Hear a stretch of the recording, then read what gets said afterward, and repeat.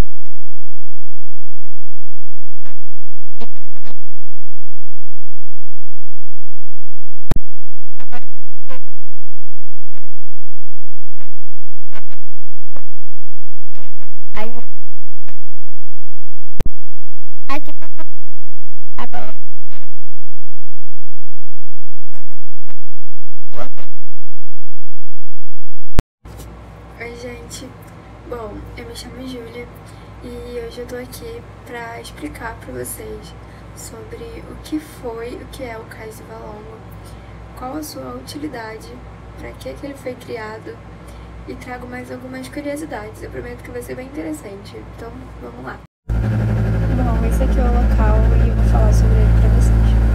Bom, o Cais do Valongo foi o local por onde desembarcaram milhares de africanos escravizados entre o final do século XVIII e o início do século XIX.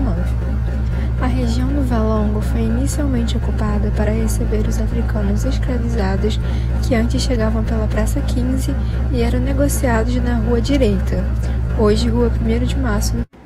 Após a chegada da família real portuguesa junto à corte em 1808, a região do Valongo passou a ser muito mais frequentada por pessoas que queriam comprar escravos, porque nesse período a população duplicou. E é importante lembrar que o Cais do Valongo não foi só um porto negreiro, ele também foi o local onde os escravos se recuperaram fisicamente para posteriormente serem vendidos como mão de obra nos mercados. Ele era denominado de complexo porque não incluía somente o cais de desembarque, mas também um lazareto, casas de engorda, armazéns de venda e cemitério dos pretos novos. E agora eu vou explicar para vocês um pouquinho sobre cada um. Bom, o primeiro é o lazareto. Essa imagem eu peguei no Google e o lazareto era uma espécie de hospital de quarentena para a recuperação dos recém-chegados doentes. Nós temos também as casas de engorda, que eu não achei fotos, mas elas eram utilizadas quando os africanos escravizados chegavam no Rio depois da travessia do Atlântico. Eles geralmente se encontravam desnutridos, doentes e feridos. E por não poderem ser vendidos nessas condições, eles eram mantidos em casas de engorda para aumentar seus valores de mercado. Então era o local onde eles eram alimentados para engordarem e serem vendidos. Aqui eram os armazéns de venda e era um local onde eles eram vendidos. Eu só achei essa foto no Google de um museu. Cemitério dos Pretos Novos eram fossas comuns onde eram julgados os africanos que chegavam sem vida após o desgaste da rota marítima ao Brasil. Oi pessoal, meu nome é Tainá e eu vim falar um pouquinho sobre a Pedra do Sal, de como ela surgiu e por que ela se chama assim. Bom, a Pedra do Sal é um monumento histórico e religioso localizado no bairro da Saúde, perto do Largo da Prainha, na cidade do Rio de Janeiro, no Brasil.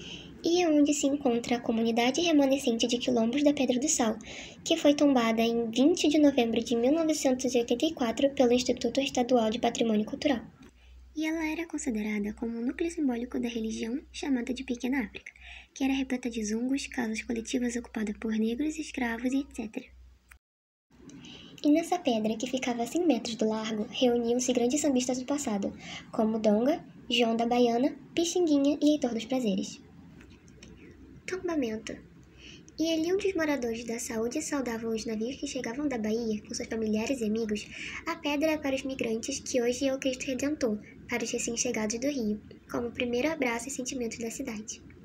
Ocorre que os moradores da Saúde e seus migrantes eram predominantemente negros baianos retornados da Guerra do Paraguai, entre 1865 a 70, que buscavam melhores condições de vida, e a saúde debruçada sobre esse porto era a Bahia, que por sua vez era uma pequena África, que lá se encontraram as célebres tias, cabeças de famílias extensas, delas como Bibiana e Marcelina, pretas forros, que foram nas suspensões com o batuque do Django se transformaram em partido alto e logo no amplo do espaço da Praça 11, no nosso samba que conhecemos. Tá, mas qual era a importância dessa pedra? A Pedra do Sal era considerada também um local sagrado para os despachos de oferendas das religiões africanas. Por isso foi tomada como patrimônio religioso além de histórico. Dali eram extraídos pelos escravos no século XIX cortes de pedra para a construção de ruas e porto do Rio de Janeiro. E você sabe por que ela se chama assim? Bom, no painel, cariocas e turistas poderão ainda entender melhor sua origem do nome desse lugar. A rocha foi batizada de Pedra de Sal porque a prainha, que ficava ali perto, era o principal porto de embarque e desembarque do produto no passado. Tá, mas você sabia que antes de ser conhecida como a Pedra do Sal, essa rocha era chamada de Quebra-Bunda e Pedra da Prainha? Palcos de festas de candomblé, lutas populares e rodas de choro, no seu entorno nasceram também os ranchos de carnaval carioca. A Pedra de Sal dava acesso ao Morro da Conceição, onde passavam a viver os primeiros negros vindo da Bahia. A região era conhecida como Pequena África e se estendia até a Cidade Nova. E na pedra, os moradores garimpavam o sal que caía durante o transporte e construíram uma escada. E é ao redor da Pedra do Sal que os baianos se concentram, trazendo para as vizinhanças de seu ponto de encontro, tornando-se um ponto de referência de cultura negra, sendo a sua importância baseada nos valores efetivo cultural. Em setembro de 1818, começou a obra do cais para a Pedra do Sal, sob coordenação de Francisco Martins Esteves, que, por ordem do Marechal Manoel de Melo, cuja relação os escravizados que trabalharam na construção eram Paulo de Dona Felícia, Mariano Mina, Antônio de Benguela, Antônio Cango, Manuel João, José Rezende e entre outros. Mas voltando para hoje em dia, essa pedra se tornou um dos palcos mais animados de porradas de samba, e o local possui simpáticos cenários coloridos, ladeados por uma escadaria histórica e uma ladeira de pedra. A festa atrai muitos turistas e jovens de vários bairros da cidade. No Dia Nacional do Samba, 2 de dezembro, integrantes do Quilombo da Pedra do Sal celebravam a lavagem da pedra, que põe a mão em massa nos grupos de candomblé e membros do bloco carnavalesco, Arroxé e Filhos de Gadi. E também haviam rodas de samba, de capoeira, culinária temática e exibição de filmes e palestras. Oi pessoal, meu nome é Letícia e hoje eu vou vir falar sobre a Praça 11. Vou falar sobre a origem, o surgimento do samba e a pequena capital da África. A Praça 11 é uma região histórica da região central da cidade do Rio de Janeiro, cujo nome foi herdado de um antigo logradouro, hoje extinto. Localiza-se no centro, no limite com o bairro da Cidade Nova. A origem da Praça 11 de Junho, data da Batalha de Riachuelo, existiu por mais de 150 anos, até a década de 1940, e era delimitada pelas ruas de Santana, Marques de Pombal, Senador Eusébio e Visconde de Itaúna. A princípio, denominada de Largo do Rócio Pequeno, tornou-se, nas primeiras décadas do século XX, um dos locais mais cosmopolitas da então capital federal. Ao abrigar famílias de imigrantes recém-desembarcados, as etnias mais populares do entorno da Praça 11 eram os negros, na maioria oriundos da Bahia, seguidos pelos judeus de várias procedências, portugueses, espanhóis e italianos também eram numerosos. E agora eu vou falar sobre a presença cultural africana. Com a abolição, grandes massas de escravos se instalaram nas precárias casas de cômodos que abundavam nas ruas adjacentes à Praça 11 de Junho. Em breve, com os espaços esgotados, esses mesmos negros passaram a habitar casebres improvisados nas costas dos morros.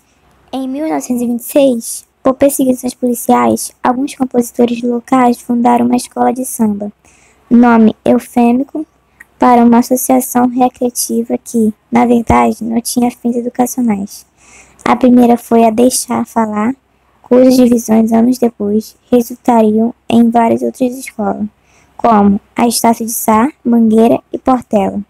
Em 1933, O prefeito Pedro Ernesto organizou o primeiro desfile oficial de escola de samba na Praça 11 de junho, do qual Mangueira sairia vencedores. Os desfiles passaram a ser anuais, com grande afluência do público.